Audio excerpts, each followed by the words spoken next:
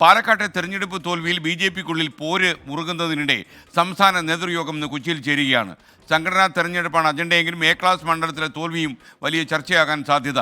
വിവാദങ്ങളുടെ പശ്ചാത്തലത്തിൽ കെ സുരേന്ദ്രൻ രാജി സന്നദ്ധത അറിയിച്ചെങ്കിലും ദേശീയ നേതൃത്വം സുരേന്ദ്രന് പൂർണ്ണ പിന്തുണ ഇന്നലെ പ്രഖ്യാപിച്ചു. ശ്രീകാന്ത് കൊച്ചിയിൽ നിന്ന് വിവരങ്ങളുമായി ചേരുന്നു. ശ്രീകാന്ത്, യഥാർത്ഥത്തിൽ ഈ ഇന്നത്തെ യോഗം അതൊരു യോഗം തന്നെ ആയിരിക്കുമല്ലോ, ആരുടെയൊക്കെ യോഗമാണെന്ന് കണ്ടറിയാം അല്ലേ? Okay, good morning. Very good morning S K. ഇന്ന് അവർ നിശ്ചയിച്ചിരിക്കുന്ന അജണ്ട സംഘടനാ തെരഞ്ഞെടുപ്പുമായി ബന്ധപ്പെട്ട നിരീക്ഷകന്മാരുടെ യോഗം, ഭാരവാഹി യോഗം, ഒരു ചെറിയ കോർ യോഗവും നടക്കും. അത് കുറച്ച് സമയത്തേക്കേ ഉള്ളൂ.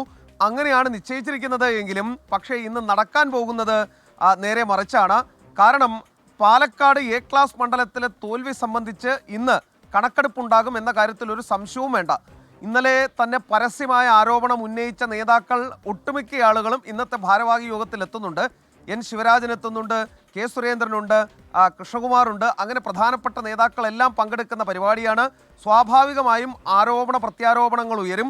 കെ സുരേന്ദ്രൻ്റെ രാജിക്കായുള്ള സമ്മർദ്ദം അതിശക്തമായി തുടരുകയാണ് പാർട്ടിക്കുള്ളിൽ. അത് പല ചേരികളായി തിരിഞ്ഞാണ് രാജ്യസമ്മർദ്ദം ഉയർത്തുന്നത്. മറ്റൊന്ന്, തങ്ങളല്ല കുറ്റക്കാർ, വീഴ്ച പാലക്കാട് നഗരസഭാ അംഗങ്ങൾക്കും അതോടൊപ്പം തന്നെ ശോഭാ സുരേന്ദ്രനുമാണ് എന്ന് സി കൃഷ്ണകുമാറും അതോടൊപ്പം കെ സുരേന്ദ്രനും അടക്കമുള്ളവർ ആരോപിക്കുകയും ചെയ്യുന്നു. ചൂടേറിയ വാദപ്രതിവാദങ്ങൾ നടക്കുമെന്ന കാര്യത്തിൽ സംശയം വേണ്ട. വലിയ വാഗ്വാദങ്ങൾക്ക് ഒരു പക്ഷേ ഇത് വേദിയായേക്കും. ഇന്നൊരു പക്ഷേ ഇതിലേതെങ്കിലും തരത്തിലുള്ള തീരുമാനം ഉണ്ടാകാൻ സാധ്യതയില്ല. പക്ഷേ നവംബർ, ഡിസംബർ, ജാനുവരി മാസങ്ങൾ BJPയുടെ സംഘടനാ തെരഞ്ഞെടുപ്പ് കാലമാണ്. അതിനാൽ തന്നെ പോരുകോഴികളെ പോലെ കൊത്തിപ്പറിക്കും ഈ ഇരു വിഭാഗത്തിലുള്ള നേതാക്കൾ എന്നുള്ള കാര്യത്തിൽ സംശയം വേണ്ട. ഇന്ന് SKN പറഞ്ഞതുപോലെ ഇതൊരു ഒന്നൊന്നര യോഗമായിരിക്കും. ആർക്കാണ് പുറത്തേക്ക് പോകാനുള്ള യോഗം, ആർക്കാണ് അകത്തേക്ക് കയറാനുള്ള യോഗം എന്നത് യോഗം കഴിഞ്ഞ ശേഷം പറയാം. ഓക്കെ, താങ്ക് യു ശ്രീകാന്താണ് വിവരങ്ങൾ നൽകിയത്.